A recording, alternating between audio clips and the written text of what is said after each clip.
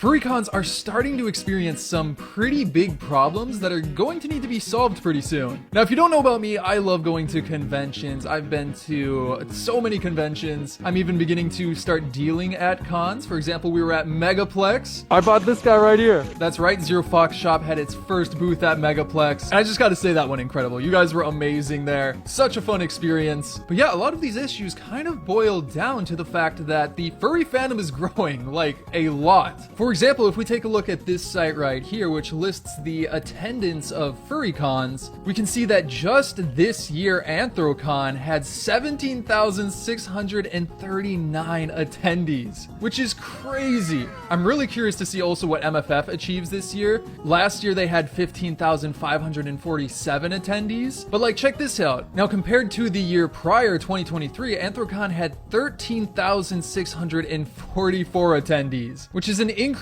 of almost 4,000 people. In fact, the year prior to that, it was 9,702, which again was almost an increase of 4,000 attendees. So it essentially doubled its attendance in 2 years, which is awesome. It's super cool to see the fandom growing so much, and Anthrocon is my favorite convention by far. But with attendances that large, it's starting to cause some problems that we've never experienced in this fandom before. Problems that are going to have to start to be solved pretty soon. So that's what I wanted to talk about in today's video. We're going to be going over 3 of the biggest issues that furry cons are facing and how they are going about addressing them, and if there's maybe other ways we could address them. In fact, we're going to be taking a look at this specific video right here that Anthrocon put out recently, addressing many of these issues and how they plan to go about handling them. So what do you say? Let's hop on into it. If you're new around here, leave a like on the video, subscribe. I'm trying to reach 200,000 subscribers. But without further ado, let's get it started. So one of the biggest pieces of news recently was this part right here. The most difficult decision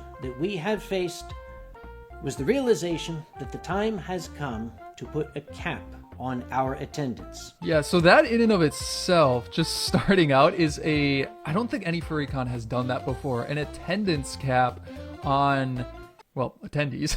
It's pretty self-explanatory, right? But it makes sense. Anthrocon is a very large con that is continuing to grow, like, exponentially. At a certain point, the venue can't even, like, hold that many attendees legally. Where that limit will be set, that is still being discussed. It will not be smaller than the 2024 convention, but it is likely going to be along those same lines. So yeah, that's interesting as well. It hasn't been, like, officially set. Like, he says it's gonna be larger than 17,639, so maybe like 20,000? I don't know yet, but again, we don't know for sure. But that in and of itself already causes some issues that honestly I think are unavoidable. But like, for example, when online pre-registration opened recently on October 21st, and again, this con is in July, so that's 6 to 7 months away. Everybody was kind of concerned, like, do we sign up now? Do we have to sign up quickly before attendance sells out? I'm pretty sure it did not sell out, but that was a concern. In fact, like, the site went down for a while because so many people were registering right when it launched. Now again, how do you solve this problem? Is there a way to solve it? For example, Uncle Kage goes on to talk about, like, what if they move the convention? So let's check that out here. There's only so much room in the convention center for so many people, and we are having ongoing challenges with providing affordable hotel rooms for all of our attendees who need them. Some people have said maybe it's time for Anthrocon to move out of Pittsburgh. That's not going to happen. Nope, the city of Pittsburgh has become an integral part of the Anthrocon experience. The two are inseparable. We will, therefore, be monitoring our pre-registration progress throughout the year. And yeah, Pittsburgh is an awesome city for the convention. Like, I don't want it to move. Like, if it has to, obviously, you know, you got to do what you got to do. But the current convention center and, like, area is, my favorite out of any convention. Now, it is kind of interesting that we all registered early, because he does go on to say this. That we are reaching a limit. We will make every effort to alert the community well before that point. So, like, they'll let people know if they're getting close to pre-registration getting capped, which it was not.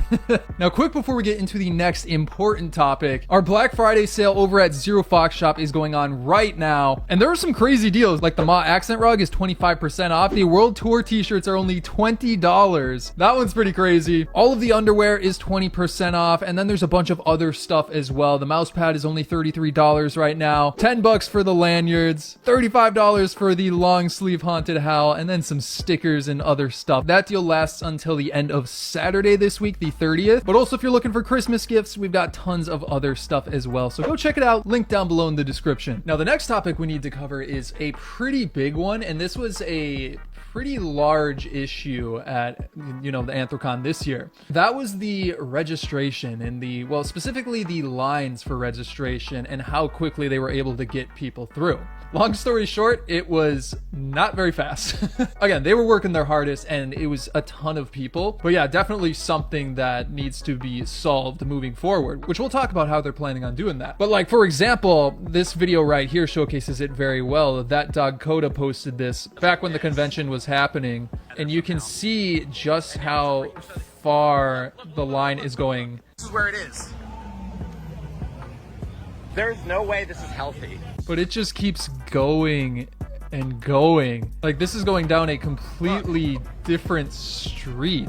And we come to the end of the line. Yeah, the end of the line was right here. But yeah, you can see that it goes over this way, which I think it goes all the way down, then does a U-turn and wraps back. So I don't know if it wrapped around the building. I thought it did at one point, but maybe not. Regardless, you can see how insane this is. So I think how it worked out, and I just want to show you how long this line was. This right here is the convention center. The registration went along this area right here into the building and then had a line back and forth to actually get to the registration. Now I think the line extends from this point here down this street around this corner, which is the side of the convention center, all the way down to this corner, which I think was where that U-turn was. Then it goes back down, back through this street, down this little street as well, and then finally down Penn Avenue to around, I think it was around here where that restaurant was. Yeah, you've got the standard right here, so it's closer to the ends of the building, right in this area. Now this led to 4 to 6 hour waits to get registration, which is, obviously, again, huge problem that definitely needs to be solved. I think that's the most important problem over attendance and everything. When you're waiting that long in the summer heat, it does begin to become a problem. Now, again, they do go on to address this. The first thing they say is that they're completely overhauling the registration system. We have done away with our existing registration system and adopted an entirely new software package and a new system that we very much hope will significantly reduce the wait time in lines for badge pickup. Now that we'll have to wait and see about. He doesn't get too specific on what has changed with the software. I just know from last year when I went, they didn't have a lot of stations to get people their badges. And when you went up, it did take 30 seconds to a minute, I want to say, per person to pull up your file. I think they needed to print off your badge. Correct me if I'm wrong. And, check everything, give it to you, and then you're good to go. Now, for people that were pre-registered, I think there was less than 10 stations. So if you take a minute for each person, and you got to get through however many people are pre-registered, at least 10K, right? It adds up very quickly. So I'm glad they're redoing the system. I'm curious to hear more about that though. There will be lines, but we are going to try to keep them as short as possible. Now he also says this right here. July 3rd, 2025, the Thursday of the convention, we will only be offering badge pickup for pre-registered attendees. You have to basically sign up online before the convention to be able to get your badge that specific day. Now, I don't know how much this will really make a difference because most people, I believe, pre-register. I know Thursday when I was in the line, I didn't see many people registering on site. And in fact, I forgot to pre-register. I didn't notice until I got all the way through that I forgot to register. Had to sign up online quick and go through the other side, which actually the just normal registering line once you got into the building was like, there was like nobody there. So I don't know how much that'll solve, but again, I'm curious to see. And I hope it's a good change. Now after that, he goes on to say some things about like how they're working with the convention center to better organize the queue. I hope that would mean that like, you know, having less people outside, and then some things about having like your ID out and ready to go to help speed up the process. Now, one thing I want to add to this is that I'm confused why more cons don't do mailing of badges. I'm not sure why Furry cons specifically seem to be really adamant about having on-site pickup for badges, when I know that like anime conventions and I think Comic-Con even, like let's look this up quick. Comic-Con offers advanced badge shipping to eligible badge holders. Now I looked into this stuff a little bit and I don't know why Furry cons aren't doing it, and I'm curious to like hear why they don't. Like, I know some people were talking about it requires staff to ship the badges, which yeah, for sure. But most of the time when cons offer shipping, I believe it costs like a little bit of a premium to, you know, get the badge shipped. So if people are paying that extra premium, that could just go towards paying people to ship the badges. Again, that's probably oversimplifying it, but if other cons are doing it, and actually I do want to give a shout out to FWA and their wristband system. When I went to get my badge or wristband at FWA this year, it went super fast. Like there was no line. I think I went a little bit late on one of the nights, but still super fast. I don't know why it was so much faster than other conventions. I know it takes a lot less time for them to just scan the little, you know, I don't know what you call it. RFID, is that the word? I don't know. The little wristband, and then you're good to go. But yeah, they said right here in 2023, FWA was the first furry convention to offer a mailed registration option. So yeah, it's possible, and I think that's really what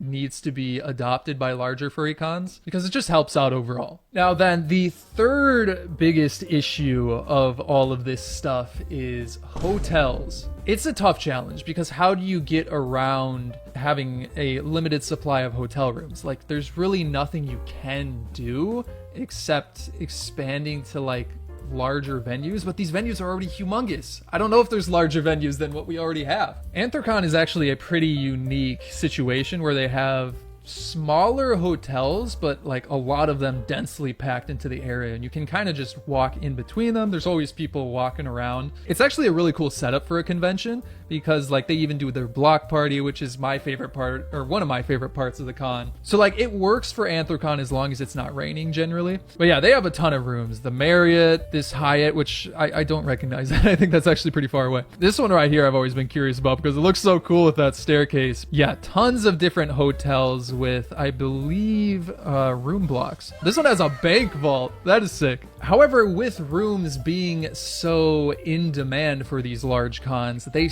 have started to sell out incredibly fast. Like super duper fast, at least for the room blocks. Like room blocks are obviously cheaper because the convention can negotiate for those, and then the rooms outside of those room blocks are usually more expensive, but like that's not fun. It's not fun to have to pay more because you missed out on the room block. FWA definitely experienced this recently as well. The website got flooded with people trying to register, and it even went down at one point. This actually happened today. It's so many people trying to register and get in there that it's like, it's crazy. I mean, it is crazy. But like I just put in the standard dates here for the Atlanta Marriott, which is the main hotel for FWA. And again, FWA is one of my favorite cons as well. And there's no options available from Thursday to Monday. But yeah, I just wanted to showcase that like there's so much demand for these hotel rooms that they sell out so quickly. And I don't know what you could really do to solve that. You have a limited supply of rooms. I know cons usually try to add more and more rooms to the room block, but it's hard to say exactly how many are there or if the hotels are even going to play ball by allowing more, because technically they could make more money by selling the hotel rooms outside of the room block. So that's a whole different situation. Not one I know too much about, but yeah, seeing rooms sold out like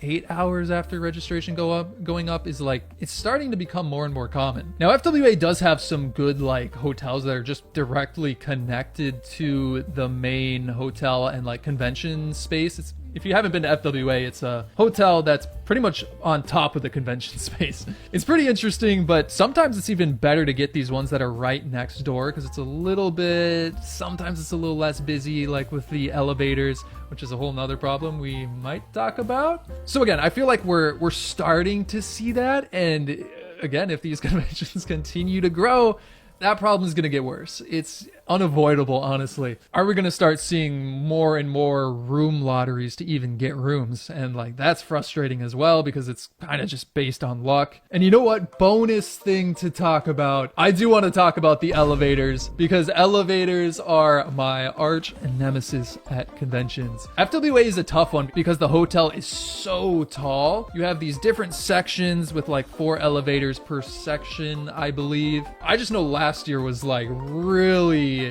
crazy. I was in the main hotel. 2 of our elevators were down before the convention even started. They were just gone, so that was not fun. But FWA did put in some good effort to put in like a new system to organize the elevators to make it a bit easier. So props to them, but like, yeah, that's just something that comes with the territory. Like, elevators are gonna get backed up if there's just limited elevators. What are you gonna do? You can't build more elevators in the hotel. So that's just something that can't even really be fixed. It's a problem with cons, but what do you really do besides have systems to kind of organize the flow of people getting into elevators and out of elevators, which again, I think FWA is doing a good job on. Anthrocon does a great job of that in the main hotel as well. But yeah, what do you all think about these issues? Do you have solutions? Do you have ideas on how things could be streamlined and how to accommodate for these upcoming problems? Leave a comment down below. I really want to hear what you all have to say. Again, currently these issues really only affect the largest of the furry conventions. Like for example, Megaplex this year has 7,202 people, which is less than half of the attendance of Anthrocon. And from what I heard, everything ran pretty well. Again, I was dealing the whole con, so I didn't really get to like go out and see all of the busyness. But again, Megaplex is an awesome con as well. So if you want a fun con to check out, definitely check out Megaplex. Or check out any of the smaller cons if you want something a little more chill. Like, there's so many good cons around that are on the smaller end. But yeah, if you enjoyed today's video, again, leave a like, subscribe, helps me out a bunch. And if you want to support the channel and get some cool stuff, check out zerofoxshop.com, link in the description. High quality clothing, subtle furry designs. It's my passion project that I work on full time, and I appreciate the support. Anyways, I hope you all have an amazing day. I will see you later.